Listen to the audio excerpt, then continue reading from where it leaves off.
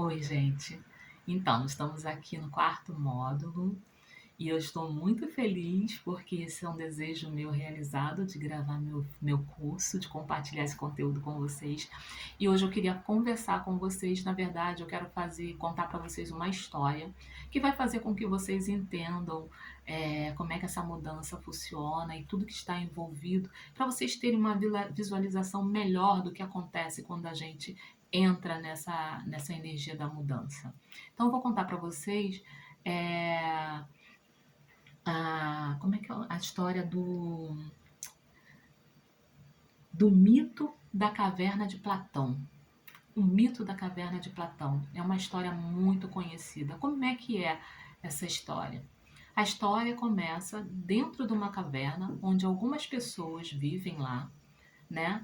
Um grupo de pessoas vivem dentro de uma caverna e lá dentro dessa caverna eles não saem para fora, eles vivem na caverna. E eles, né, como é escuro dentro da caverna, eles criam fogo lá, fazem fogueiras para se aquecer e tal. E essas fogueiras elas criam sombras, né?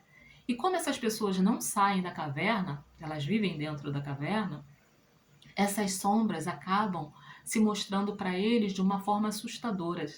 Eles acham que essas sombras são monstros que estão querendo pegar eles, que estão querendo fazer mal para eles, né? E eles lutam o tempo todo contra essa sombra. Mas aí quando eles apagam a fogueira, a sombra some. Quando eles acendem a fogueira, mas eles não conseguem associar isso, né? E aí uma pessoa do grupo resolve sair da caverna. Resolve simplesmente ver que tem lá fora. Porque até então o grupo era aconselhado a não sair da caverna porque o mundo desconhecido fora da caverna era perigoso. Ninguém sabia o que acontecia lá fora, entendeu? Então os monstros que assombravam eles podiam estar lá fora esperando eles, então todo mundo era aconselhado a não sair da caverna. Mas um dia, do grupo que morava na caverna resolveu, né, bateu a curiosidade, aquela coisa natural do ser humano, né, de você, caramba, eu quero saber mais, eu quero saber o que acontece lá. E aí ele foi, saiu da caverna. E quando ele saiu da caverna cheio de medo, né? O que será que tem aqui, meu Deus? O que acontece aqui fora que as pessoas têm tanto medo? Medo de ser devorado por um, sei lá, um monstro, uma coisa grande, né? Uma coisa horrível, os fantasmas que assombravam todo mundo. Porém, não. Quando ele abre os olhos lá fora, né? Porque ele estava ofuscado pela luz, já que ele vivia na escuridão da caverna. Quando ele abre os olhos lá fora, ele vê um mundo maravilhoso. Um mundo verde, com árvores, frutas em abundância, animais correndo para lá e para cá de todas as espécies de pássaros, flores maravilhosas. E ele se extasia, ele entra em êxtase naquele momento. E ele, caramba, o que é isso? Que mundo é esse maravilhoso? E a gente com medo desse mundo, e ele começa a explorar esse mundo, e ele vê que todos aqueles fantasmas que eles criaram, todos aqueles monstros que eles criaram na mente deles, não tinham o menor fundamento, era só medo do novo. Um medo que foi criado e foi passado e foi compartilhado e foi perpetuado durante anos e anos e anos pelos grupos, as ancestralidades do grupo, né? Que ninguém tinha coragem de botar o pé do lado de fora e saber o que realmente acontecia. Eles acreditaram numa história contada pela mente deles, né? Pela mente da dualidade. E aí, quando ele chega lá e fala, cara, eu descobri o paraíso, isso aqui é o paraíso. A gente passa necessidade lá, a gente, sabe, a gente vive num lugar onde não tem calor. A gente tem que ficar fazendo calor o tempo todo com fogo, a gente se intoxica, né? Com a fumaça do fogo. Então a gente vive menos, a gente não tem saneamento, a gente não tem uma estrutura social. Enfim, a gente não vive. Isso aqui é viver. A gente não tem alimento lá suficiente. Olha só quanto alimento tem aqui. Não só tem animal, mas também tem frutas, tem suculentas, tem flores, tem beleza, né? Tem tudo aqui pra gente viver bem. É que, gente, aqui a gente não ia passar necessidade nenhuma. Nosso povo ia viver aqui perfeitamente bem. E aí uma ideia passa pela cabeça dele. Eu vou voltar para a caverna e vou contar o que acontece aqui fora. Eu vou contar para esse povo o que acontece aqui fora. Porque eles precisam saber que eles não precisam temer o novo, que eles não precisam temer essa realidade, o desconhecido. Porque o desconhecido não é nada ameaçador, pelo contrário, é maravilhoso, é o paraíso. Então eu vou voltar e vou contar para eles. Foi o que ele fez. Ele voltou para a caverna e contou para as pessoas que ele tinha descoberto o paraíso, que ele tinha descoberto um mundo maravilhoso onde todo mundo teria tudo, teria fartura, teria saúde, teria abundância, beleza, sabe? Que ninguém precisaria se preocupar com nada e melhor de tudo, lá não tinha monstros. Ao contrário do que eles imaginavam, não existia monstro lá, existiam animais. Mas, assim como eles, viviam a vida deles, tinha alimento para todo mundo nesse lugar. E as pessoas começaram a olhar ele. O que você está falando? Você foi lá fora. Você ousou ir lá fora no desconhecido. Você não foi avisado que você poderia ser sugado, que você poderia ser machucado, que você poderia, que o desconhecido poderia te fazer mal e até te matar. Você não foi avisado? Sim, eu fui avisado, falou ele. Mas não é nada disso. Eu fui lá, experimentei tudo. E eu tô voltando aqui para falar para vocês que isso é mentira. Essa história que foi contada pra gente durante todo esse tempo é mentira, é uma mentira. E as pessoas começam a arregalar os olhos e olhar para ele, cada vez mais imaginando que ele era louco, que ele estava maluco, que ele tinha sido abduzido, que ele estava sonhando, imaginando, delirando. Ele estava em delírio, porque como é que poderia ser um mundo do lado deles desse jeito que ele está falando e eles nunca souberam disso? Nem os anciões, nem os ancestrais nunca souberam disso. Pelo contrário, sempre falaram que esse mundo não existia, que o mundo deles era a única coisa que existia.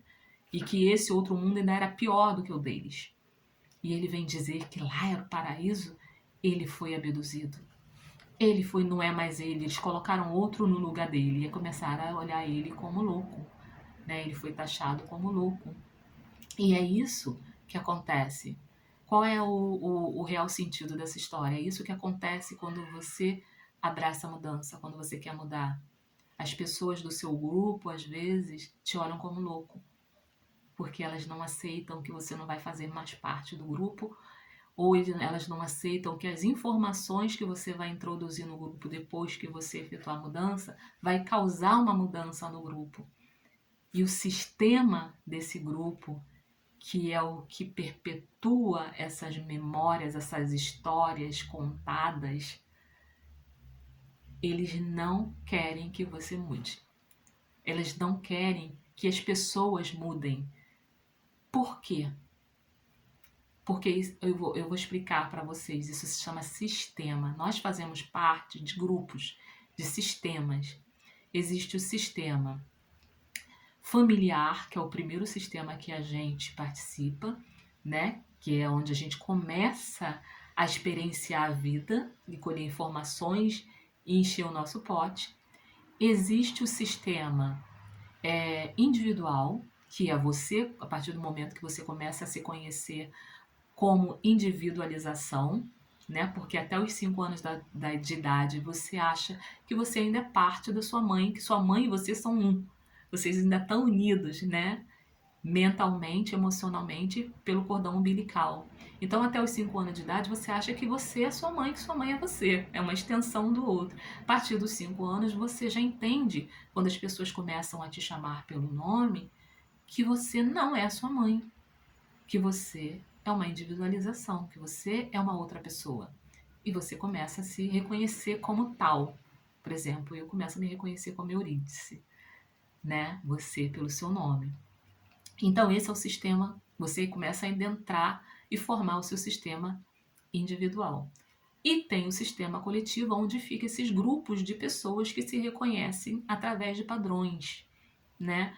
Padrões são formas comportamentais que um grupo adquire a partir de experiências e de pontos de vista criados, julgamentos criados a respeito de algo. Então, a partir desse julgamento, eles vão criar uma forma de pensamento que vai gerar um comportamento e vai fazer com que todo aquele grupo haja da mesma forma, às vezes se vista da mesma forma, fale do mesmo jeito. Tem também o sistema religioso, né? Que a gente também faz parte, depois que a gente que vem o sistema familiar, aí vem o sistema religioso, sistema individual e sistema coletivo. E o sistema religioso, ele também perpetua essa ideia de padronizar. Se vocês perceberem, todos os sistemas religiosos, eles são padronizados, cada um do seu jeito. Até o yoga é padronizado às vezes. O que me chamou a atenção do yoga integral é justamente essa desconstrução, essa disruptura da padronização, porque ele não quer mudar você e nem quer que você se encaixe em nada. Ele não quer colocar você dentro de uma caixinha, ele quer te tirar de dentro da caixa. Então ele te aceita como você é. Você não precisa se vestir assim, nem assado, nem falar assim, nem assado, para poder fazer parte do grupo de yoga. Então, esses grupos, geralmente padronizados, eles querem perpetuar essa memória, até para eles continuarem existindo, né? É uma forma de autopreservação. Então, eles criam história para que não haja um divergente, uma pessoa que queira mudar isso. Então, qualquer pessoa que saia desse grupo, vá colher informação, conhecimento e depois volte para compartilhar o que é normal, que todo mundo faz, que a gente traz em nós, inato. Essa questão de compartilhar, né? De querer o bem que a gente quer pra gente, a gente quer compartilhar com as outras pessoas, né? Que eu estou aqui compartilhando com vocês, né?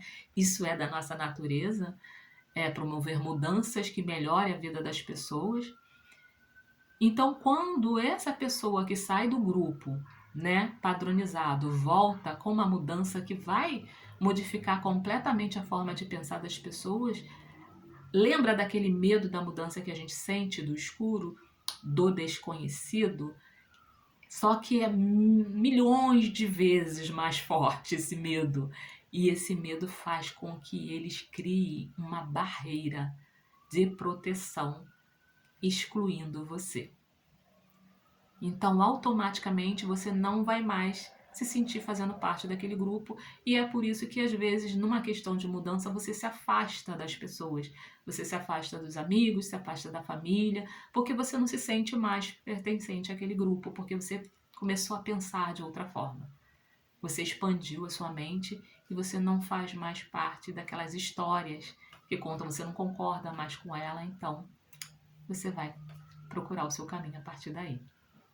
Então essa é a base da história do título da Caverna de Platão. É justamente você se perceber dessa forma, você não ter medo dessa mudança e também não ter medo da reação das pessoas. Você entender que eles estão se protegendo, eles estão agindo por instinto para se proteger, para proteger esse sistema. Entendeu? E aí, a partir dessa compreensão, fica mais fácil para você entender o comportamento das outras pessoas, aceitar, seguir o seu caminho, se você quiser. Isso não quer dizer que você vai se separar das pessoas que você ama, não. Eu não aconselho isso. Tá? Eu fiz isso e eu sei que é muito duro. Você começa a se sentir sozinho, isolado, e às vezes você até duvida se realmente aquilo é bom, aquela mudança é bom para você. O que causa